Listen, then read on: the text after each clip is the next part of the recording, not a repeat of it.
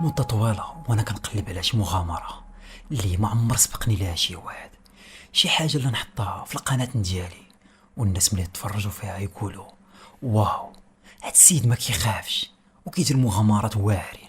عندي جمهور ديالي اللي متبعني في يوتيوب وفيسبوك ومواقع اخرين، كندير فيديوهات ديال المغامرات الاكتشاف. ولكن مؤخرا لاحظت بلي الناس ما بقاوش مهتمين بزاف بالفيديوهات ديالي، المغامرات اللي كندير وداكشي.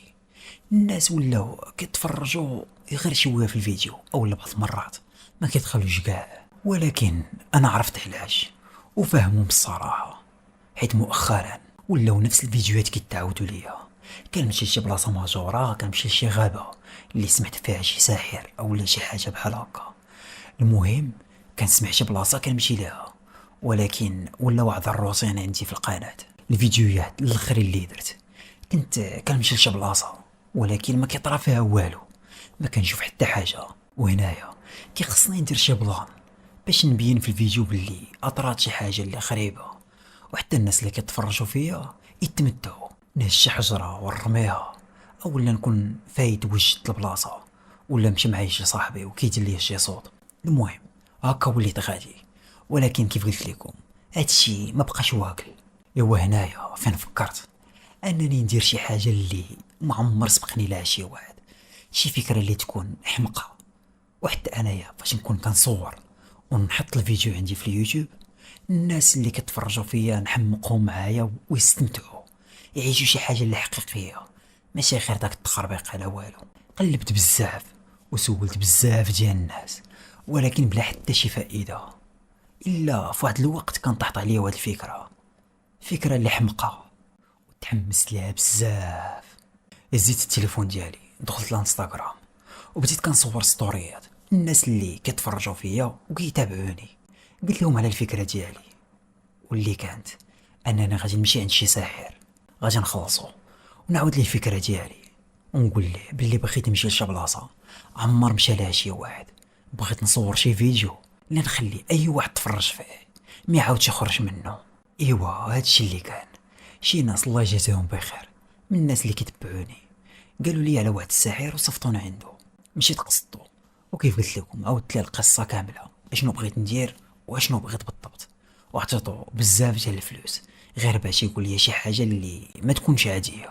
انا داك السحار اللي مشيت عنده بقيت يشوف فيا وكيقول مع راسو واش هذا حمق ولا شنو، كيقلب على يخرج على راسو بيديه. قال لي ولكن حاجه وحده غنقولها لك دابا، انا راه ما غاش نتحمل مسؤوليتك، الا طرات لك شي حاجه دبر راسك. قلت لي ما تخافش، غير اتيني بداكشي اللي عندك. السيد ما غاديش يعاود معايا الهضره، غادي يمشي يدخل لواحد البيت ويبقى واحد 10 ديال الدقائق، من بعد غادي يخرج عندي وغادي يقول لي لقيت لك واحد الفكره ولكن خطيره شويه. غير هو فاش تمشي لتما غادي تصور وتمشي في حالتك وما بقاش ترجع لتما. عطاني النحت ديال واحد البلاصه اللي كانت قريبه لواحد المنطقه سميتها بنيسي. انا الصراحه عمرني سمعت بها، ولكن بقيت كنتصنت له وكنتسنى شنو غادي يقول لي. المهم قال لي غادي تمشي لتما وغادي تلقى واحد البير اللي غادي يكون ضاير به الشوك والطرق وشي عواد ديال الشجر. هاد البير راه ماشي عادي، وعمر شي واحد وصل له ولا قرب جهته، واصلا غير شي ناس قلال اللي شافوه، وغادي تكون انت واحد منهم. يلا دابا تقدر تمشي عليا في حالاتك، عندي بزاف ديال الناس اخرين كيتسناوني. بقيت كنشوف فيه كيفاش بير، واش هذا كيتفلى عليا ولا نصب عليا ولا شنو.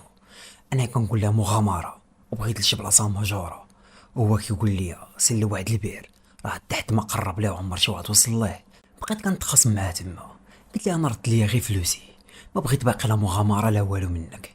حسيت بالشمته، كنت كنتسنى منه شي حاجه اللي تكون واو، ماشي يقول لي يا بير. المهم خرجت من عنده وبقيت غادي في الطريق وانا كنفكر شنو غادي ندير، شنو غادي نقول للناس اللي كيتسناوني، الناس اللي كيتسناو السطوريات الجايه نحطوهم. المهم طاحت في بالي واحد الفكره، قلت ماشي مشكل غادي نمشي لهاد البلاصه، وبما انه انا كنسكن بعيد بزاف على هاد المنطقه اللي قال لي، فغادي نحط لهم فيديو يكون طويل. وانتم عارفين دوك الفيديوهات ديال المغامرات كيكونوا شويه طوال، كيكون فيهم الطريق، راني مشيت لهنا راني درت هادي، هذا باش كتوصل المغامره بحد ذاتها. وفكرت ثاني ببلان اخر. قلت نمشي معايا شي خيمه وندوز ديك الليله تما، حيت ملي بديت كنقلب كنشوف هاد المنطقه بعيده بزاف على اقرب دوار لها. ايوا المهم ندوز ديك الليله تما نصور، والغد ليه نرجع في حالتي. بالنسبه ليا انا هاد البلاصه اللي غنمشي ليها فراه غادي تكون غير واحد النزهه، ما غاديش نمشي باش نغامر. وجيت حوايجي وكاع داكشي اللي غادي نحتاج باش نخيم، وشديت الطريق. دابا غادي نعاود لكم شي حوايج عليا، اولا بالاحرى شي حوايج على الشخص اللي لابس الجسد ديالو اللي مازال ما عرفتوهمش. سميتو نور الدين وفي عمر 24 سنه، شي 3 سنين هادي باش بديت في صناعه المحتوى. كندير فيديوهات ديال المغامرات، الاكتشاف واي حاجه فيها الترفيه. كنسكن في تماره وكنقرا في الرباط، وساكن غير انا وواحد الدري صاحبي سميتو ايوب اللي كارين واحد الابارتمان تما. اما دارنا والعائله فراه كاينين في مجاط. المهم هاد الحوايج بغيتكم تعرفوهم دابا، حيت من بعد غادي نقدروا نحتاجوهم في القصه. ودابا نرجعوا للاحداث ديالنا. ملي وصلت كانت واحد البلاصه زوينه فيها الطبيعه، الجبال. صراحه ارتحيت هنايا. اول حاجه فكرت فيها نمشي ونقلب على البلاصه اللي غادي نخيم فيها، عاد باش من بعد نوجد الكاميرا ونبقى غادي كنقلب على البلاصه اللي فيها داك البير. كنت جايب معايا واحد الحبل وكنقول الا كان داك البير ما خارقش غادي ننزل ليه ونكتشف الداخل. راكم عارفين خاص ضروري شويه ديال الحماس. المهم قديت كلشي، خديت الكاميرا وبقيت غادي وكنصور. مره نصور شويه، مره نحبس وغادي وكنفكر شنو السيناريو اللي نقدر ندير. حيت بطبيعه الحال حتى لهاد اللحظه كتبان لي واحد البلاصه اللي هادئه، ماشي شي بلاصه اللي غادي تسمى فيها مغامره. خاص ضروري ندير شي حاجه، ندير باللي شي واحد تابعني، شي واحد زف عليا باش حجره. المهم خاص نخلق شي سيناريو اللي يكون كيخلع. بقيت غادي وانا كنصور حتى لواحد اللحظه غادي يبان لي داك البير اللي كون غير ما جيتش ليه. المهم كنشوف من بعيد بير عادي اللي داير به الشوك والطرق وشعر به، والفتحه ديالو مسدوده بواحد الطروفه كبار ديال الخشب. بقيت كنصور وكنزومي على داك البير وانا كنتفلا وكنقول الدراري شوفوا. كنسمع واحد الصوت جاي من الجهه ديال داك البير. بديت كندير راسي باللي راني مخلوع سما، وبقيت غادي كنقرب ليه شويه بشويه. فهاد الوقيته كان السكات الكالم، غير الصوت ديال الريح التجوره والصوت ديال المشيه ديالي على دوك الطروفه ديال العواد اللي يابسين. حطيت الكاميرا في الارض وقابلت نيشان مع البير وبقيت غادي كنقرب ليه سما راني مخلوع. فاش وصلت له بديت كنحيد داك الرباع، كنحيد بداك الشوك وداك الشيء اللي داير به باش نحلو. في هاد الوقيته بالضبط الفيديو تحبس، ما بقاش كيسجل والكاميرا طفات غاب بوحدها. وانا على بالي باللي راه باقا كتصور وانا جالس كناظر. حيدت داكشي اللي دار بالبير وبعدتو عليه شويه ورجعت بديت كنطل وانايا كنشوف واش البلاصه خارقه ولا لا. هزيت واحد الحجره وطلقتها تما وبديت كنسمع باللي الحجره تضربات مع الارض وتسمع ليا الصوت ديال الماء. عرفت باللي هاد البلاصه راه ما غارقاش بزاف ونقدر ننزل ليها. وفي هاد الوقيته بالضبط ملي رميت ديك الحجره غادي يبدا اكبر فيلم ديال الرعب غادي نعيش في حياتي، واللي باقي كنعيشو ليومنا هذا وانا كنصور لكم في هذا الفيديو. سمعت شي صوت ديال شي حد غادي كيجري مورايا، درت بالزربه كنشوف مورايا كيبان لي حتى شي واحد. الدنيا خاويه كاين غير انا بوحدي. ولكن هاد الصوت منين جا هنا يبدا كيدخلني الشك وبديت كنخاف وفي نفس الوقت تحمست. كنقول مزيان الكاميرا كتسجل غادي تكون خدات هاد اللقطه هادي. مشيت كنجري هزيتها دغيا كنقلب فيها كتبان لي الكاميرا طافيه. ما فهمتش كيفاش. جبت واحد الباتري اخر حيت كنت جايب معايا الدوبل، درتو ولكن حتى هو ما بغاش يخدم، الكاميرا ما بغاش تخدم. هنايا غادي يطلع ليا الدم ديال بصح. ما عرفت شنو باقي غادي ندير ولكن ما عندي حتى شي حل.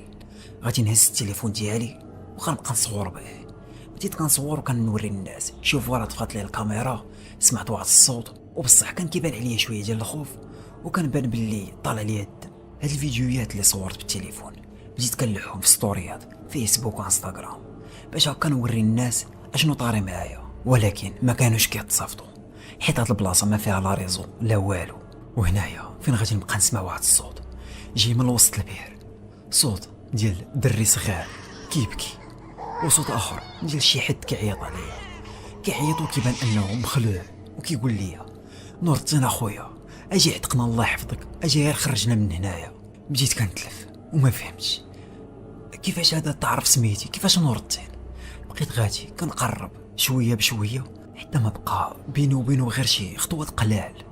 وفي هذا الوقت وانا غادي كنتمشى كنسمع شي واحد كيتمشى مورايا بنفس الخطوات ديالي. درت ما بالي حتى شي حد، ولكن عندي احساس باللي معايا شي واحد دابا وتابعني.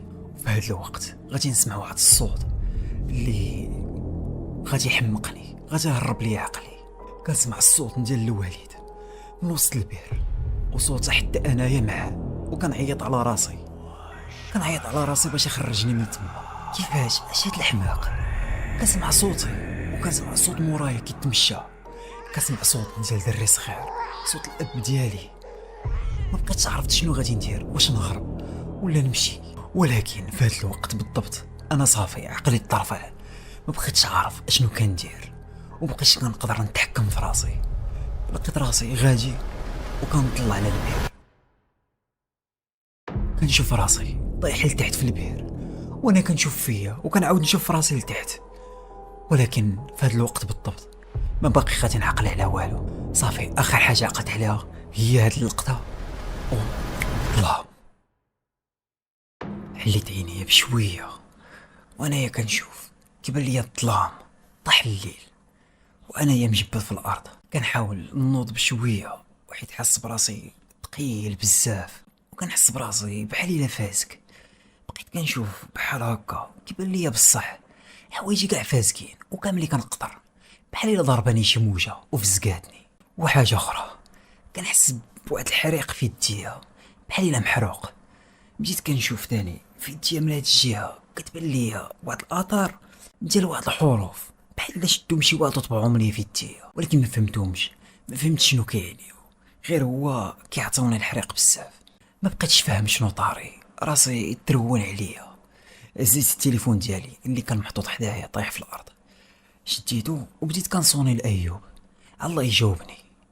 بقيت كنصوني ولكن كل مره كتشتني الباط فوكال، وكنعاود نصيفط له ميساجات، ولكن تاني الريزو ما كاينش هنايا. صافي قررت انني نمشي للخيمه اللي كنت قاديت قبل، نمشي نجلس تما حتى نشوف شنو غادي ندير. بقيت غادي كنتمشى وشاد في يديا وحس براسي ضارني بحال الا شي بيضه خامجه ليا في راسي كتحرك، وبدا كيجيني واحد البرد مع حوايجي فازكين، ولا البرد في هذه المنطقه.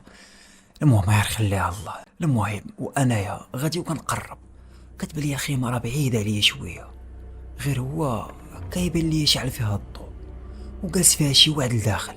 بدا كيرجع ليا تاني داك الخوف، كنقول اش طاري، اش هاد الشي واقع. تاني بديت كنقول ياك ماشي واحد داز من هاد البلاصه، بانت لي الخيمه والحوايج محطوطين، دخل بقى كيتسنى وكيشوف من ديال من. يلا غادي كنسمع شي واحد عيط عليا من اللور بصوت بشويه. درت كنشوف كيبان ليا ما كاين حتى شي واحد غير انا بوحدي، ولكن هاد الصوت منين جا؟ البلاصه فيها غير الظلام وانايا مضوي اصلا غير بالتليفون ديالي. وملي رجعت تاني نشوف في الخيمه كتبان ليا خاويه وما فيها حتى شي واحد، مظلمه. عقلي بدا كيتشوش عليا وبديت كنحك في عينيا واش انا كنتخيل ولا شنو. بقيت غادي بشويه حتى قربت ليها وبديت في الاول كنطل غير بشويه نشوف واش شي واحد نيت كاين تما وتفضو ولا شنو، ولكن ما كان حتى شي واحد لداخل. هنايا بديت كنشك في راسي كنقول ياك ما من داكشي اللي طرا ليا قبل وليت كنتخايل، وبديت كنهلوس. عقلي ولا كيخليني نتخيل شي حوايج اللي اصلا ما كاينينش. بديت كنحاول نقاد شويه ديال العافيه باش هكا تطوي ليا البلاصه، وفي نفس الوقت تسخني شويه حيت جاني البرد. دخلت لداخل ديال الخيمه وانايا مره كنشد في يدي حيت كتحرقني، مره نشد التليفون نبقى نشوف واش الميساجات وصلوا، واش السطوريات اللي كنت حطيت الصباح تما وصلوا، ولكن ما كاين والو. ايوا دابا يحسب لكم واش داكشي اللي عاودت لكم قبل وهادشي اللي كنت كنعاود لكم دابا كيخلع وفي شكل وما كيدخلش للعقل. دابا هادشي اللي غادي يبدا يطرا معايا غادي يقول لكم ما شفتو والو، وداكشي اللي مازال جاي في القصه غادي يحمق لكم التفكير ديالكم. وانايا جالس بديت كنسمع الصوت ديال الموسيقى، صوت ديال الطبوله والغنى، واحد الصوت اللي ما كانش عادي بحال دوك القبائل الافريقيه جنوب الصحراء، بحال داك الشكل صوت موسيقى اللي كيكون مختلف، غنى اللي مختلف، ولكن هادو كان مختلف عليهم بزاف. وفي هاد الوقت بديت كنسمع الصوت ديال شي جماعه جايين عندي، جايين وكيقربوا للخيمه، ولكن وانايا كنحاول نسمع الصوت ديالهم ما غريبش عليا، كنعرفو مزيان. العافيه اللي كانت شاعله قدامي بدات غادي وكطفى غير بوحدها. نط وانا كنقول بسم الله الرحمن الرحيم، كنقولها وكنعاودها مع راسي. ملي خرجت على برا شفت واحد المنظر اللي عينيا ما بغاوش يتيقوا. كنشوف راسي واقف، وماشي غير بوحدي، مع والديا وخوتي واقفين ولابسين واحد الحوايج اللي ما كانش عادي، حوايج اللي في شكل بحال دوك اللبسات ديال بوجلود، دوك الناس اللي كيديروا بوجلود كيلبسوا دوك الهضورات وداك الشيء كيقادوه بحال هكا كيبان، واقفين كيشوفوا فيا وكيضحكوا. اما انايا بغيت غير ندور ونهرب، ما قدرش مازال، رجليا كنحس بهم تنملوا وتقال بزاف، درت غير بزز، ولكن غير كندور الخيمه اللي كانت مورايا ما كايناش، وحوايجي حتى هما غبروا ما كاين والو. بديت كنغوت غير بوحدي، حسيت براسي غادي نحماق. في هاد اللحظه غادي نحس بشي واحد غادي يضربني بالجهد لظهري لدرجه خلاتني نحل عينيا، وانايا كنشوف راسي حدا البير ناعس والشمس ضاربه لي على راسي. نض ما فهم والو، كنشوف في حالتي في يديا الكاميرا طايحه في الارض، التليفون طايح، حوايجي فازقين، ولكن يديا ما فيهم لا اثر ديال الحرق لا والو. حاجه وحده اللي كنت كنحس بها هي راسي كيضرني بزاف، وكنحس براسي ثقيل وفيا واحد النعاس اللي ما يمكنش. وليت كنقول مع راسي واش كنت غير كنحلم ولا كنت كنهلوس اولا شنو طاري بالضبط، ولكن بلاتي ما يمكنش انا هادشي كنت عايشو لحظه بلحظه، ما كنتش كنحلم ولا. الصراحه ما بقيتش فاهم والو، وليت كنشك في راسي ياك ما كليت شي حاجه هي اللي درت ليا بحال هكا. نط هزيت الكاميرا شعلتها لقيتها خدامه، ولكن الباتري كان فيبل دغيا طفات، ولكن تفكرت باللي عندي باتري اخر في جيبي، ولكن بلاتي انا فايت بدلتو. بديت كنقلب في حوايجي كنلقى نيت كاين في جيبي، ولكن ملي ركبته في الكاميرا ما بغاش يخدم، كان فازك عامر بالماء. التليفون قلبته كنشوف الميساجات اللي صيفط البارح راه كاينين ولكن ما تصيفطوش. في هذا الوقت بقيت جالس وكنخمم، كنحاول نحلل هذا الشيء اللي طرا كامل. بديت كنقول واقيلا طرات معايا شي حاله اللي ما مفهوماش، اللي خلاتني نطيح ونغيب نبقى ناعس حتى لهاد الوقيته. ولكن القضيه ديال حوايجي كاملين فازقين، ياك ما ضحت الشتا بالليل هي اللي فزقاتني اولا ما عرفتش. بعدا ما لقيت حتى شي حاجه اللي منطقيه اللي غادي تبين لي شنو طاري بالضبط.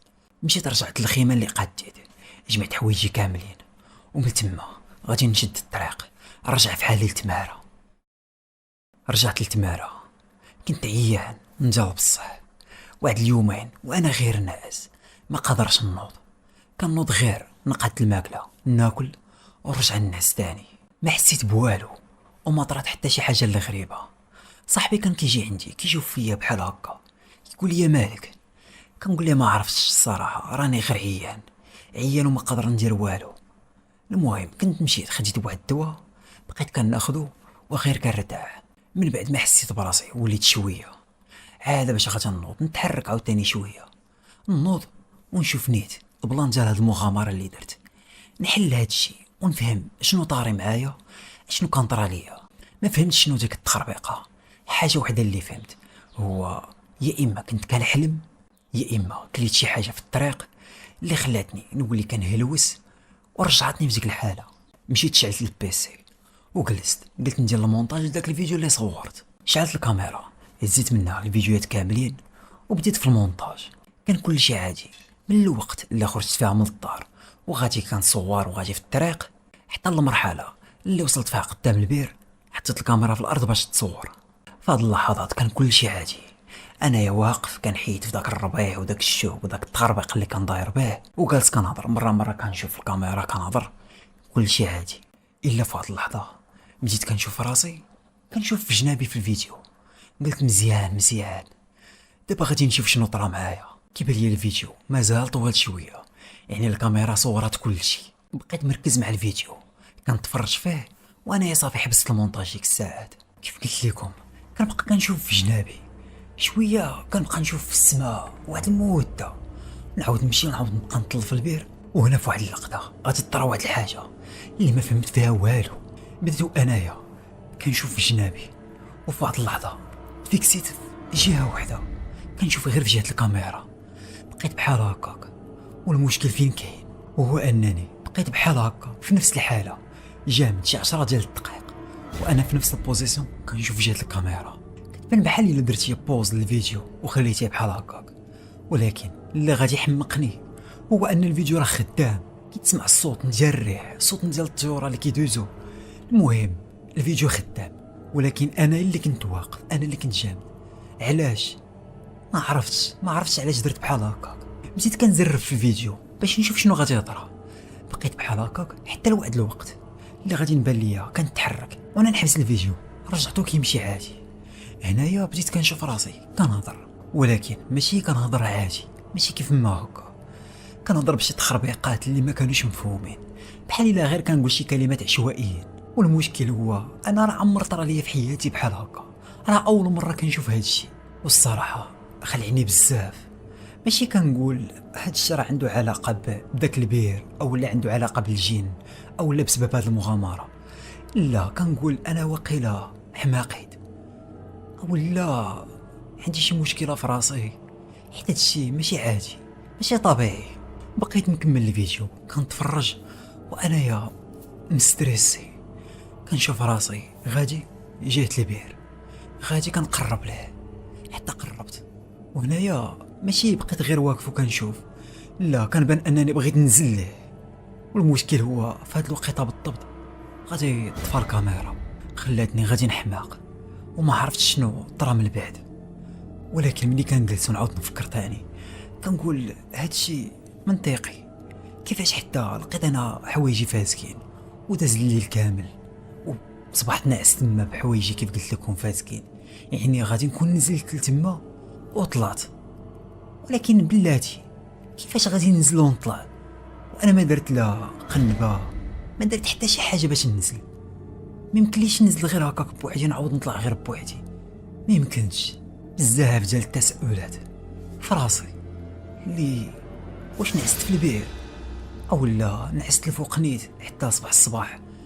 وقيله ما عرفتش، ما بقيت عرفت والو. ولكن حنايا غادي نعرفوا دابا كلشي.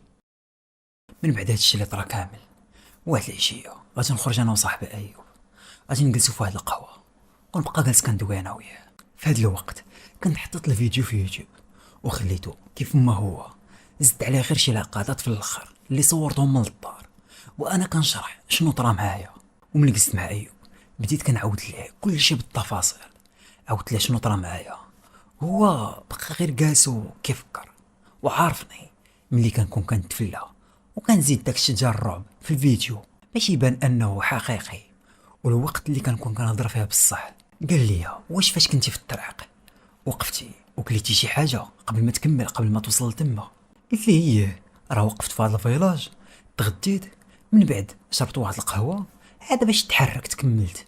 هنايا غادي يبان لي حضر راسو وبقى كيفكر وساكت شويه. غادي يقول لي واقيلا صاحبي راه عطاوك تاكل شي حاجه اللي فيها شي مخدر او لا شي عجبك حل.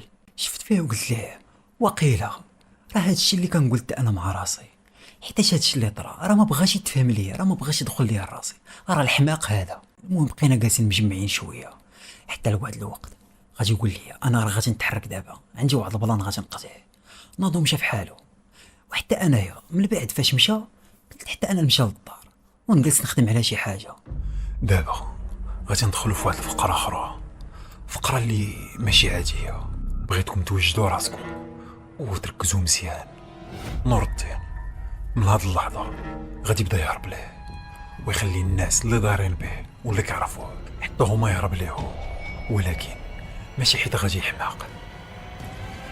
انتم غادي تشوفوا كل شيء دابا. وانايا غادي في الطريق للدار بديت كنحس بواحد الشعور اللي كان غريب، كنحس براسي ثقيل عليا وبدا كيجيني واحد النعاس اللي بزاف بحال الا شي سيمانه ما نعش. وصلت للعماره وانايا طالع مع الدروج، كان نازل واحد السيد سميتو عبد الجلال. سلمت عليه عادي كيف ديما، السلام عليكم. بان ليا غادي يدوز من حدايا، لكن ما جاوبنيش. بان ليا بحال الا نخني ولا ما بغاش يهضر معايا ولا ما شافنيش. بقى غادي ونزل كنقول مع راسي واش درت له شي بلان او لا طرا شي حاجه بيناتنا وما عقلتش، ما عرفتش. المهم طلعت حليت الباب، مع الدخله ديال الباب كاينه واحد الطبله صغيره كنحطو عليها السوارد، وحدها كاينه واحد المرايه كبيره. حطيت السوارد ودزت عادي. هنايا غادي عرضت البال واحد البلاط، ملي كندوز من حدا المرايه غادي نشوف بلي شي واحد تابعني من اللور. انا دزت وشي واحد داز معايا. هنايا ماشي انا شفت في المرايه، ولكن ملي كتكون دايز وكتشوف غير بطرف عين شي حد راه داز من حداك اولا شي واحد تابعك من اللور، درت بقيت كنشوف ولكن ما كان والو. مشيت رجعت للمرايه تقابلت معاها، بقيت كنشوف وجهي كيبان ليا عادي ما كاين والو، ولكن غير غادي نبغي ندور نمشي للبيت. هنا غادي طرا واحد البلان اللي غادي يحمقني. ديك النسخه ديالي في المرايه بقات واقفه ما تحركاتش. انا ملي مشيت وشفت هاد البلان بقيت واقف وكنشوف المرايه من بعيد. كيبان لي راسي مازال في المرايه كيشوف بحال الا انا مازال واقف قدام المرايه وكنشوف في راسي. لا بلاتي غادي نحماق، ما يمكنش هادشي اللي كنشوف. بديت كنقول بسم الله الرحمن الرحيم، بسم الله الرحمن الرحيم. انايا ما قدرتش مازال نجلس في الدار، خاصني نخرج نمشي للقهوه. بقى جالس تما حتى جا ايوب. مشيت كنجري جهه الباب معاه غادي نحل. غادي نتصدم قدامي بواحد المنظر غادي يزيد يحمقني. كنشوف واحد السيد لابس كلشي كحل، واحد السيد اللي كبير في العمر ولكن وجهه مشوه، وحداه واقف واحد الدري صغير، دري اللي في 15 سنه بحال هكاك. ولكن شكون هاد الدري؟ كنشوف راسي انا فاش كنت صغير وكفين كيشوفوا فيا وكيضحكوا ضحكه شريره. سديت الباب بالزربه ومشيت كنجري للبيت، على بالي غادي نشعل البيسي دغيا غادي نطلق فيه القران. ما غادي ندفع الباب وندخل نشعل الضو. كيبان لي البيت ماشي البيت ديالي، ولكن دخلت الحمام اللي كان في شكل ماشي عادي. وحتى الناس اللي كانوا تما كيغسلوا ماشي ناس عاديين، ماشي بشر، كانوا واحد المخلوقات اللي اقل حاجه نقدر نقول لكم كيخلعوا. شوفوا فيا وانا بقيت كنشوف فيهم، صافي راسي غادي تفرق عليا، ما بقيتش عارف شنو ندير. ما حسيتش براسي حتى بديت كنغوط. الا في واحد اللحظه غادي نحس بواحد اليد تحطت عليه بدات كتحركني. غادي نحل عينيا غادي نشوف قدامي صاحبي ايوب كيشوف فيا وهو مخلوع، كيقول لي مالك اصاحبي مالك اش طاري؟ نط بلا ما نقول ليه والو. بقيت كنشوف في راسي كنشوف في البلاصه، كنلقى راسي نعس غير في الصالون وما طاري والو وما كاين والو من داكشي اللي كنت كنشوف. قال لي ايوب انا مع حليت الباب دخلت للدار، بديت كنسمعك كتغوت غير بوحدك، وانا فين جيت بديت كنحركك باش نفيقك. اش هاد الشيء صاحبي وليتي عايش فيه؟ اش هاد الحاله وصلت ليها؟ شوف نقول لك راه خاصك تفوت عليك داكشي ديال المغامرات وداكشي اللي كنتي كدير قبل، راه هو اللي خرج عليك وردك في هاد الحاله. انا بقيت غير ساكت وكنشوف وكنحاول نستوعب هادشي اللي كيدور بيا دابا. نض ومشيت توضيت صليت 2 الركعات وبقيت جالس كنقرا القران. عرفت بلي بصح هادشي اللي كيطرا معايا غادي يكون سببه هما دوك المغامرات اللي كنت كندير، ولكن لدابا مازال ما عرفتش بلي هادشي اللي كيطرا ليا خطر بزاف من المغامرات اللي كنت كندير، واللي مازال جاي غادي يقول لي مازال ما شفتي والو. من بعد ما بداو كيطراو معايا هاد الاحداث في الايام الاخيره بداو كيجيو في بالي بزاف ديال الاسئله. واش عندي شي مشكل نفسي او لا هادشي كامل اللي كيطرا معايا غير حلم ولا شنو بالضبط؟ كيجيني هادشي اللي كنعيش ماشي غير حلم ولكن واقع كنحس به بجميع تفاصيله. فكرت نمشي عند شي طبيب نفسي ونعاود ليه كاع هادشي اللي كيطرا معايا، وبالفعل بديت كنقلب على شي طبيب ولقيت واحد كان في الرباط. بزاف ديال الناس كيهضروا عليه وكيقولوا باللي طبيب مزيان وكيسمح لهم والتعامل ديالو زوين. خديت لادراس ديالو ومشيت عنده نيشان، عاودت ليه كل شيء بالتفاصيل. وهنايا غادي يقول لي اول حاجه خاصك تعرف هو ان عقلك الباطن فيه واحد القدره كبيره على صناعه الواقع. كاينين بعض الحالات اللي كيتعرضوا لصدمات نفسيه او لحرمان من النوم او لا التوتر، كيبداو يعيشوا هاد اللحظات ما بين الحلم والواقع، بحال حاله سميتها انفصام الشخصيه. دابا انا غادي نجرب معاك واحد التقنيه.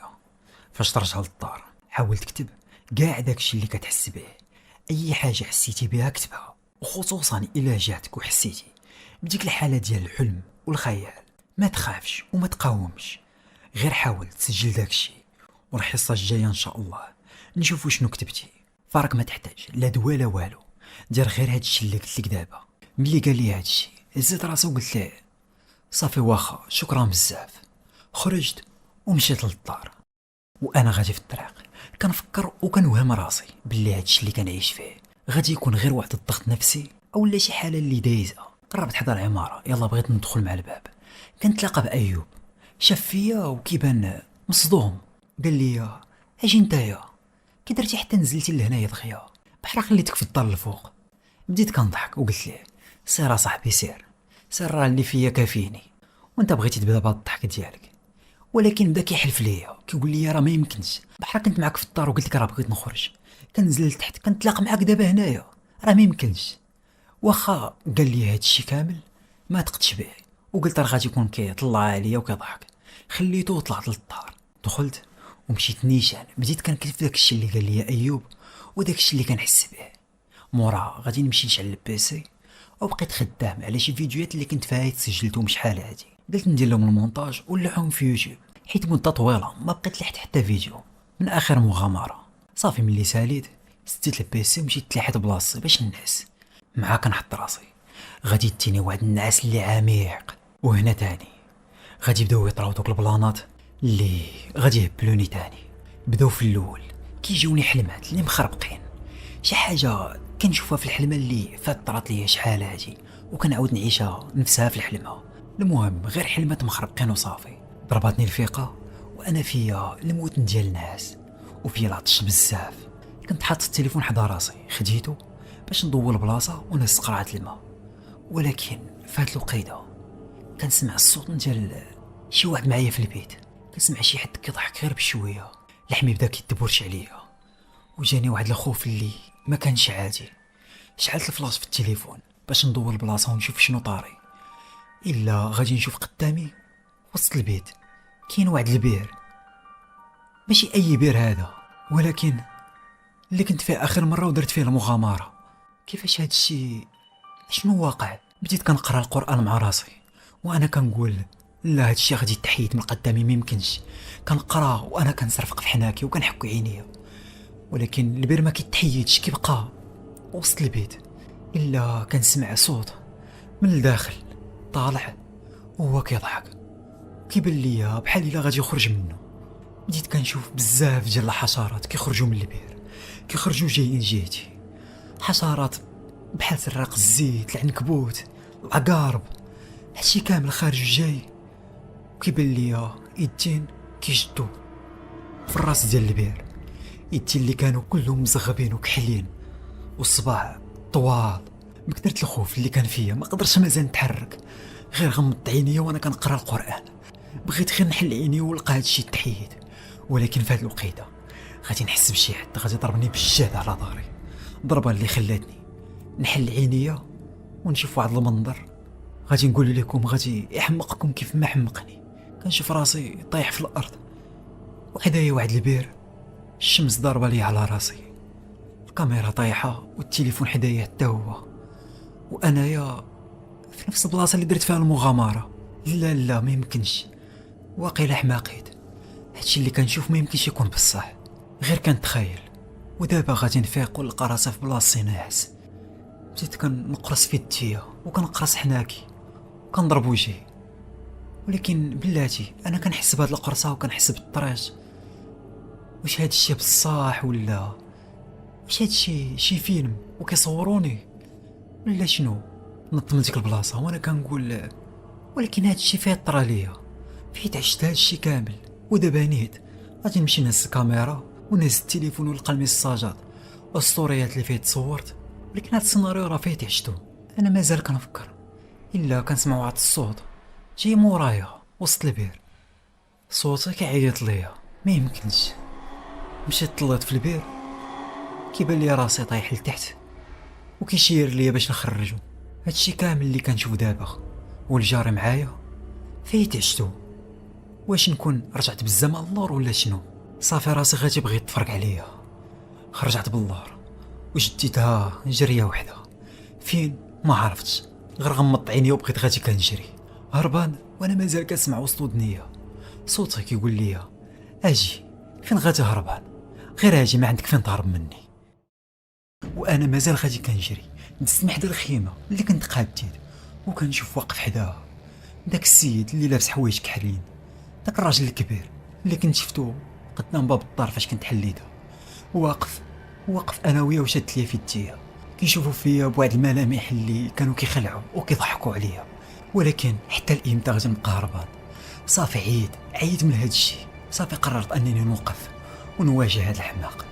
وقفت بلاصتي وغمضت عينيا وبقيت مزير وانا مستريسي، ولكن خاصني نواجه وانا باقي واقف وسد عينيا.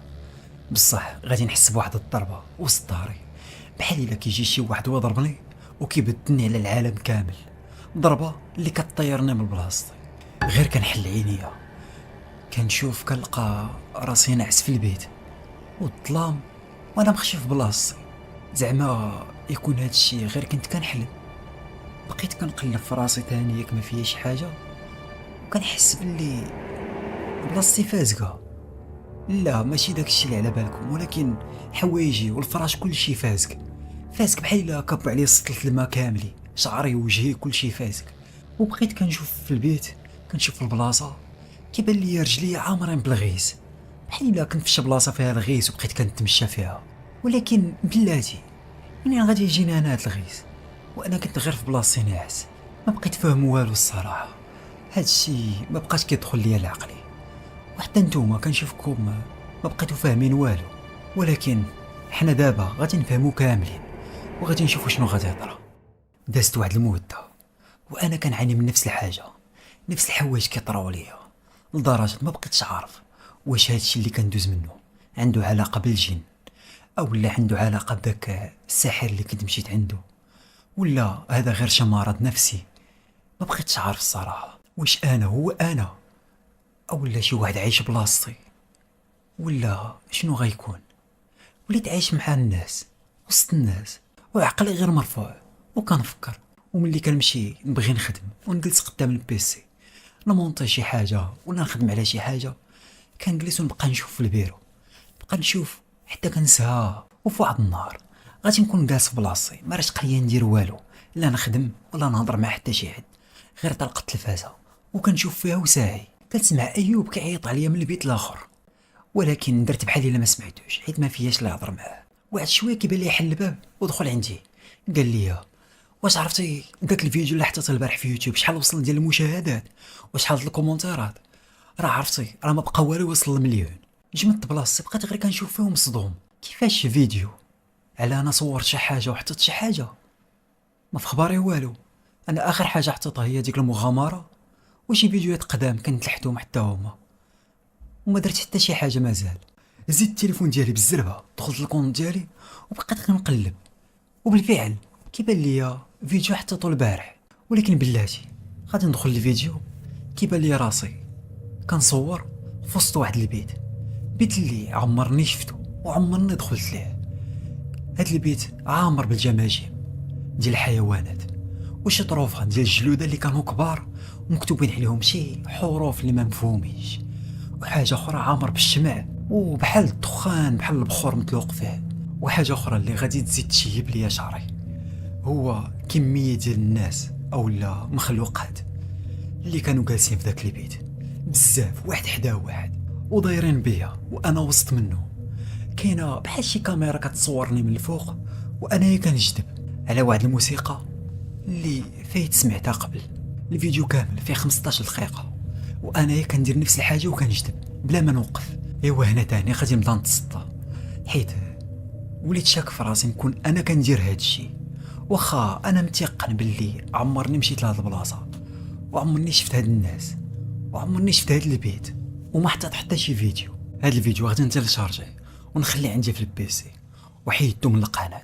واخا ملي بديت كنقلب لقيت بزاف ديال الناس كيبارطاجيوه في فيسبوك وتيك توك وانستغرام وكيديروا عليه رياكسيون. بداو كيوصلوني بزاف ديال الميساجات وبزاف ديال الناس كيقولوا لي اشنو طرا معاك، واش جاك الشيء اللي كنتي كدير بصح. حتى شي ناس من العائله بداو كيصونيو ليا وتيقولوا لي واش انت بخير. كيقولوا مع راسهم هذا صافي تسكن. لبست حوايجي ومشيت عند داك الطبيب. مشيت واخا مازال ما وصلش الموعد ديالي، ولكن ضروري خاصني نمشي، خاص يعطيني شي دواء ولا يلقى لي شي حل. ما يمكنش نبقى بحال هكا. دخلت عنده وبديت كنعاود ليه كاع داكشي اللي طرا معايا وهذا الشيء اللي شفت. هنايا غادي يقول لي شوف السي نور الدين، اول حاجه خاصك تعرفها هي ان الانسان ماشي هو الجسد ديالو.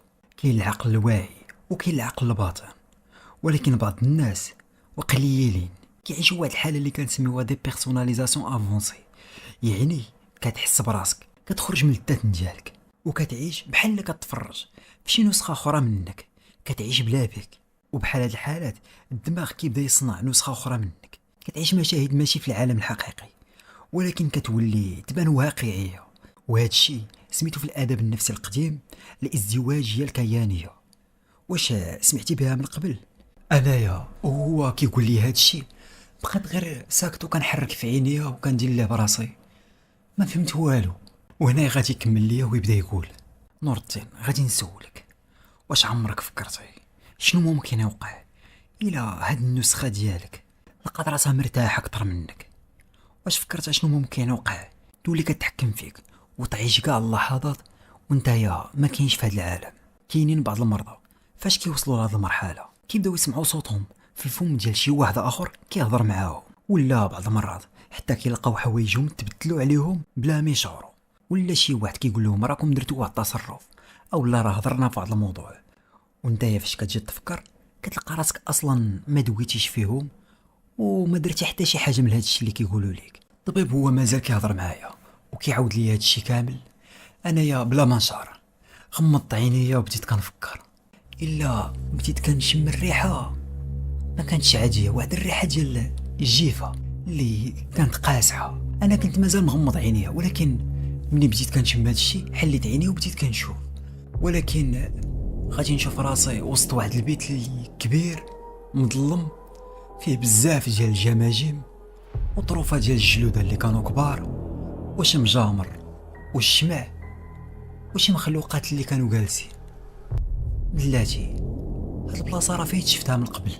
هذا هو البيت اللي شفت في الفيديو ديالي.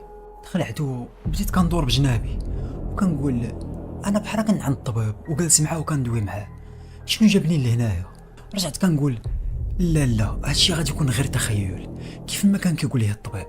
هادشي دابا غادي يتحيد من قدامي. غمضت عينيا وبقيت مركز وكنقول غادي نحلهم دابا وما غادي نلقى مازال والو، وغادي نلقى راسي قدام طبيب كندوي معاه. ولكن انا مازال مغمض عينيا. الريحه غاديه وكتجهد، الريحه كانت قاصحه بزاف. حليت عينيا تاني وانا كنشوف باللي مازال في نفس البلاصه. كان قدامي واحد الباب اللي كان في شكل باب ديال الخشب وفيه بزاف ديال الزواقات وواحد النقش. داك النقش كان فيه طروفه ديال الجماجم ديال الانسان، كانوا بزاف منه. انا بقيت كنشوف وكنتامل هذا المنظر، ولكن في هذا الوقت بديت كنسمع باللي شي واحد كيحل الباب وبغى يدخل عندي. وهنايا فين غادي تشدني واحد الخلعه اللي كتفشل ليا ركابي.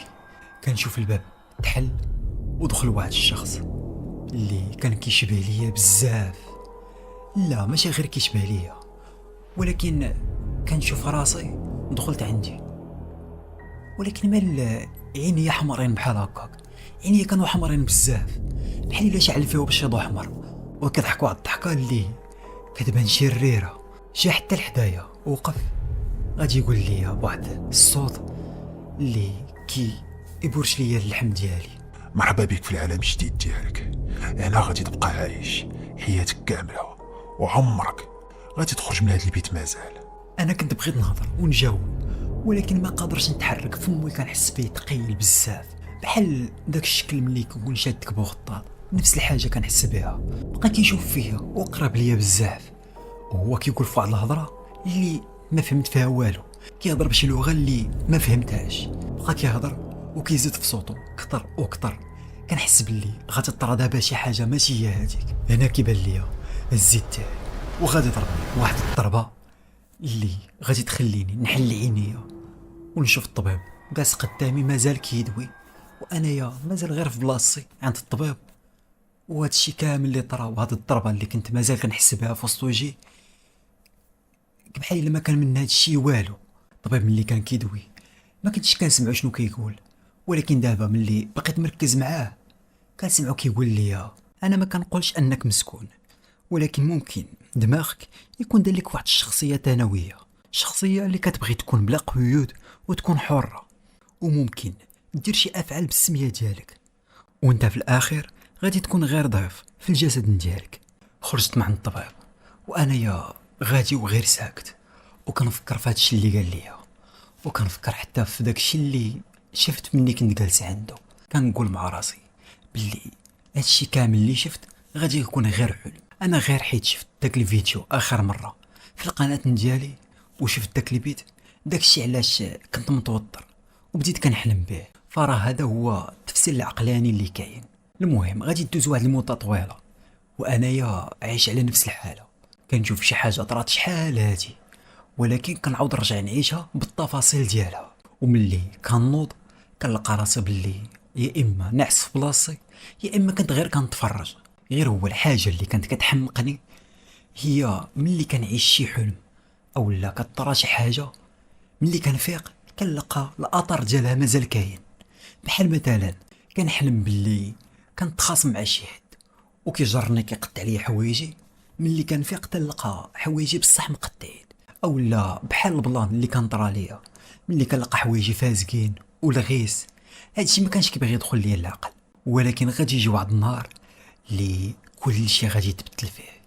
كنت جالس كنخمم، تفكرت داك السحاب اللي كنت مشيت عنده شحال هادي، وقلت باللي ممكن ينفعني باش نعرف شنو المشكل ديالي ونعرف هادشي كامل اللي كيطرا. من نهار كنت درت ديك المغامره صافي في داك الوقت بالضبط بدلت حوايجي ومشيت نيشان عنده تاني. ملي وصلت لقيت بزاف ديال الناس شادين النوبه بغاو يدخلوا عنده. بقيت كنشوف فيهم وكنقول مع راسي كيفاش الناس كيتعطيهم خاطرهم يجيو عند السحار. ولكن تفكرت باللي انا واحد منهم وحتى انا جيت عنده، كنت بغيت نبدا كنتاقد فيهم، ولكن من بعد غادي نسكت. المهم وصلت نوبتي غادي ندخل عنده، ومع غادي يشوفني غادي يبدا كيموت عليا بالضحك. بدا كيضحك بواحد الطريقه اللي كيستفزني بها ومبقاش بغا يسكت. ما فهمتش الصراحه علاش كيضحك عليا بحال هكا، واش شاف فيا شي حاجه ماشي هي هذيك ولا شنو. يلا بغيت نقول ليه باللي جيت عندك على قبل شي بلانات كيطرو معايا، غادي يزرب عليا ويقول لي ايوا شفتي شنو قلت لك داك النهار، قال لك راه ما غاش نتحمل مسؤوليتك. وكيف ما ضحكتي على الهضره اللي كنت قلت لك شحال هاجي ملي قلت لك على البير، حتى انا دابا بغيت نضحك عليك. بدا كيعصبني الصراحه، ويلا بغيت نوض ونمشي في حالي. غادي يقول لي دابا راك دخلتي راسك لواحد المشكل اللي اجا ما خرجك منه ومحال تخرج مازال، ولكن باش ترجع شويه من حياتك الطبيعيه اللي كانت قبل راه خاصك دير واحد الحاجه، وخاصك نضحي بناس اخرين. بقيت كنشوف فيه وانا مصدوم، كيفاش نضحي بناس اخرين؟ هنا بدا كيضحك عليا تاني وقال لي انا غادي نشرح لك، ولكن بغيتك تركز معايا مزيان، حيت هاد الهضره اللي غادي نقول لك راه ما غاديش نعاودها مازال. ملي كنتي جيتي عندي اخر مره وقلتي لي بغيتي تصور شي مغامره وبغيتي شي بلاصه نصيفطك لها دير فيها المغامره، صيفطتك لذاك البير. ولكن هنايا بديتي كضحك عليا وشتيتي الهضره ديالي غير ضحك. انا كنت مازال بغيت نعاود لك بزاف ديال الحوايج على البير اللي كانوا غادي يحميوك من اللعنه اللي فيه، ولكن ملي بديتي كتغوط وبغيتي فلوسك وكذبتيني قلت صافي خليه يمشي في حالته. ولكن كنت عارفك غادي تعاود ترجع عندي مازال. ايوا دابا سمعني مزيان، داك البير اللي كنت مشيتي ليه راه ماشي عادي، هذاك راه واحد الباب ديال عالم الجن، وهذاك ماشي اي باب اي واحد غادي يطل فيه الا غادي تضربو واحد اللعنه اللي خايبه بزاف، وغادي يطلق القارين ديالو هو واحد المخلوق اللي غادي يبقى تابعو حياته كامله، وغادي يبقى يعيشو شي حوايج اللي غادي يحمقوه، وبطبيعه الحال غادي يبدا يعيش الحياه بلاصتو. وداك الشخص غادي يلقى راسو شويه بشويه كيتقبض في واحد العالم اللي ماشي ديالنا حنا الانس. غادي نعطيك واحد المثال. كتنعس كتفيق كتلقى راسك حدا البير، وملي كتطل فيه كتلقى راسك وسط منه. هذاك راه ماشي نتايا، هذاك هو القارين ديالك.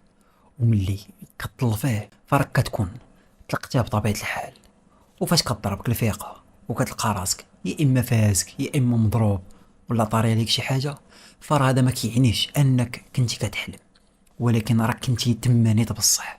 غادي تكون كتقول دابا كيفاش هادشي ما يمكنش، ولكن راه هادشي اللي كاين. وبطبيعه الحال هاد الحوايج كاملين راه ما غاديش يستوعبهم العقل البشري. وباش نكمل لك، هاد القاري اللي طلقتي غادي يكون دابا عايش حياتك، وما تعرف يكون دابا في هاد الوقت بالضبط يكون جالس مع شي واد في صحابك ولا في عائلتك وكيهضر معاهم وداير راسو باللي هو نتايا، او ولا غادي تلقاه جالس كيصور دابا فشي مغامره بلاصتك.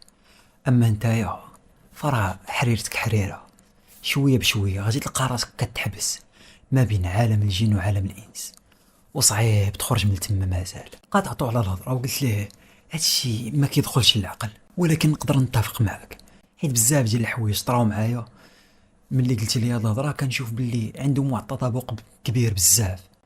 مثلا صاحبي كيقول لي كان جالس معايا كيدوي معايا وانا ما كنتش، ما عمرني دويت معاه في شي موضوع بحال الفيديو اللي كنت لقيت في القناه ديالي وانا ما صورتوش. خفت غير يمشي يدير شي مصيبه في شي حد كنعرفو او لا في عائلتي، او لا نيت انايا طرا ليا شي حاجه اللي كثار من هادشي.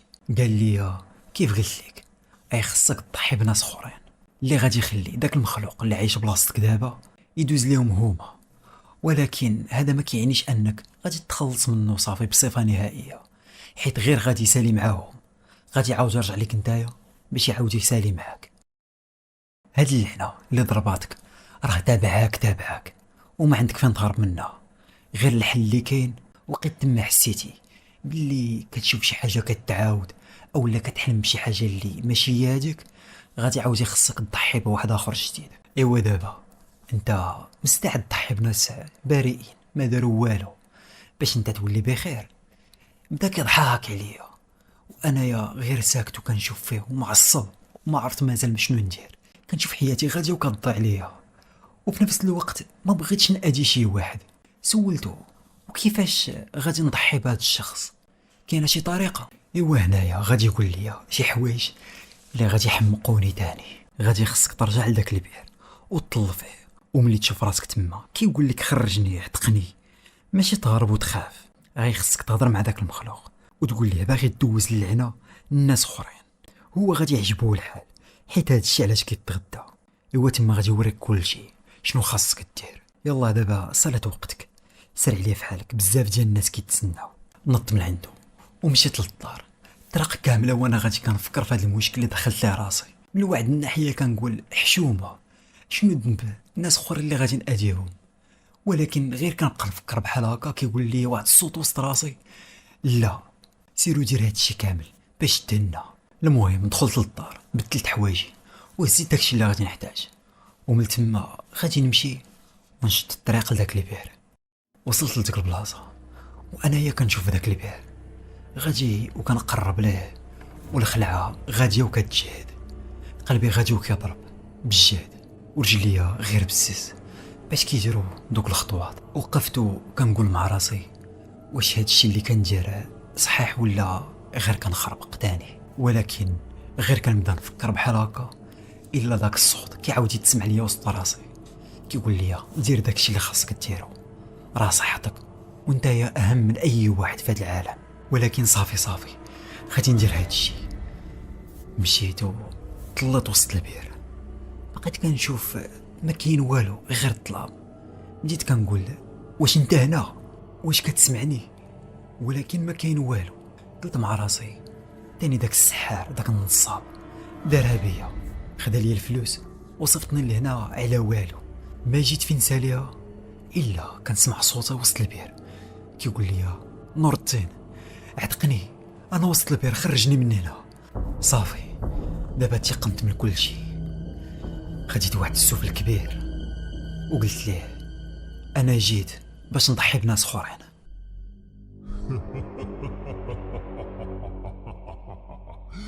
معاك كنقولها واحد الضحكه غليظه وبالجاد، والارض بدات كتريح تحت رجليا اللي خلات الشعر ديال راسي وقف ليا بالخلعه.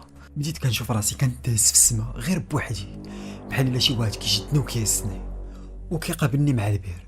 تهزيت وطرميت فيه، وانا نازل كنغوت مع ديك الضربه غادي نتضرب مع الارض. كنحل عينيا على واحد البيت اللي كان مظلم كبير، فيه بزاف ديال الجماجم وطروفه ديال الجلد ديال الحيوانات، وانفاس معايا واحد الباب ديال الخشب اللي كانوا فيه بزاف ديال الرموز والنقش ديال الجماجم البشريه. لا ماشي تعاود الفيديو وماشي تعاودت ديك اللقطه، ولكن هاد الشيء وهاد البلاصه نفس الحلمه ونفس الحوايج اللي كنت كنشوف قبل، نفس البلاصه وقف فيها انا حاليا. والريحه اللي كنت شميت شحال هادي عن الطباب هي نفسها اللي كاينه هنايا، ريحه الشفا اللي قاصحه بزاف لدرجه ما قدرش مازال نهز النفس ديالي. وانا مازال كنشوف هاد البيت وكنشوف داك الباب قدامي كيبان لي كيتحل وخرج منه واحد المخلوق اللي غير تشوفها في وجهه ما غاديش تقدر تشوفها. ما كانش كيشبه ليا كيف ما كنت كنحلم قبل، ولكن شفت شي حاجه اللي مستحيل يتقبلها شي عقل. قرب حدايا واحد الريحه كتخرج منه اللي قاصحه بزاف. غادي يبدا يقول لي غادي تضحي بناس اخرين، وهذا الشيء غادي يخلي النوبه ديالك تاجل واحد شويه ديال الوقت، وباش تستافد من بزاف ديال الوقت وتعيش حياتك الطبيعيه غادي خصك تضحي بزاف ديال البشر باش ما جبتي ليا اكثر، باش ما غادي ترتاح اكثر. بقيت كنشوف انا ما قادر نقول حتى كلمه ولا ندير شي حاجه. حركت راسي باللي انا موافق وغادي يرجع يقول لي تاني.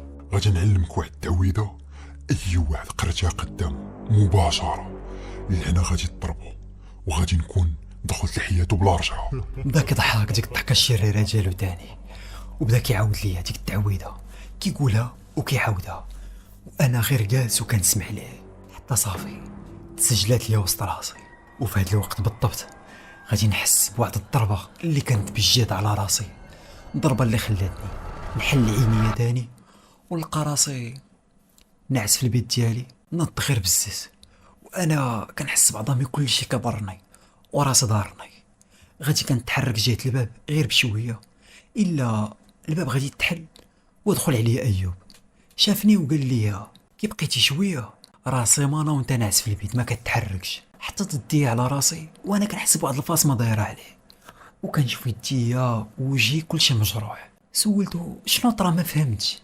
غادي يعاود يقول لي باللي السيمانه هادي كان جالس في الدار الا كيسمع الدقان، ملي غادي يحل غادي يشوفني حالتي حاله، راسي مضروب وكلشي موسخ ومجروح. ملي شافني في هاد الحاله غادي يشدني ويديني للسبيطار، داروا لي الدواء ومن تما غادي يعاود يجيبني للدار. وهاد السيمانه كامله وانا نعس غير في بلاصتي كنرتاح. يلاه اليوم اللي شافني كنتحرك. المهم انا بديت كنحاول نتفكر شنو طرا معايا قبل، وتفكرت باللي اخر حاجه كنت درتها هي مشيت لذاك البير والبقيته اللي طحت فيه، وكنت في ذاك العالم الاخر في ذاك البيت. ولكن بلاتي كيفاش حتى رجعت لهنا غير بوحدي وانا في هاد الحاله؟ داز ذاك النهار وانا جالس في البيت قدام البيسي وكنخمم، كنعاود ديك التعويذه اللي قال لي ذاك المخلوق مع راسي. كيفاش غادي نقدر نقراها قدام ناس اخرين وكيفاش غادي ندير لهاد الشيء؟ بلاتي طاحت في بالي واحد الفكره، ندير فيديو في يوتيوب ونقولها قدام كل شيء، وهكا غادي نكون تهنيت مده طويله، اولا نقدر نكون تهنيت حياتي كامله. انا كتفرجوا فيا بزاف ديال الناس، يعني الى غير 200 الف واحد شاف الفيديو راه مزيانه ليا. ولكن اش من ذنب هاد الناس كيتفرجوا فيا وكيبغيوني غادي ناديهم. هنا غير كنبدا نفكر بحال هكا راسي كيبدا يضرني، وكنسمع داك الصوت كيقول لي خاصني ندير هادشي وكيزين لي هاد الفكره. ناس ما كنعرفهمش وعمرني شفتهم، وحتى الا طرات لهم شي حاجه انا ما غاديش نكون حاضر، وهكا ما غاديش يأنبني الضمير ديالي. وصافي في هاد الوقت نضت وجدت البيت وحطيت الكاميرا قدامي وبديت جالس كنفكر في شي فكره اللي خصني نديرها في هذا الفيديو. طلعت في بالي واحد الفكره. العنوان ديال الفيديو غادي نديرو باللي غادي نلعب واحد اللعبه نتا الرعب، اللعبه اللي غادي نكون كنستدعي فيها مثلا شي مخلوق شي جني شي حاجه بحال هكا باش الناس يثيروا من الفضول ونحصل على بزاف ديال المشاهدات. وداكشي اللي درت، حطيت الكاميرا طلقتها وبديت في الاول كنهضر مع المشاهدين اللي كتفرجوا فيا، كنهضر كنقعد كنقول لهم اللعبه اللي غادي نلعب، ولكن وانا كنهضر غادي نجلس ونبدا نقول في التعويذه اللي علمني داك المخلوق.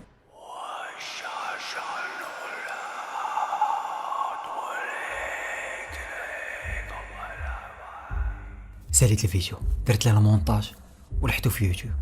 دازت الساعه الاولى الساعه الثانيه وانا كندخل نشوف كيبان ليا كيتبارطاجا مع بزاف د الناس وبزاف د المشاهدات بداو كيطلعوا. وهنا بالضبط اللعنه غادي يكون دازت لي بزاف ديال الناس وانايا غادي نكون تهنيت منها. اجي شفتك نسيتيني، قلت لك في الاول ديال القصه غادي نرجعوا نتلاقاو، ويمكن نسيتي في الجزء الاول ديال هاد القصه قلت لكم مبروك عليكم ملي دخلتوا لهاد الفيديو. ايوا مبروك عليك، في هاد الوقت اللي كتشوف فيها غادي نكون دخلت لحياتك واللعنه وصلاتك.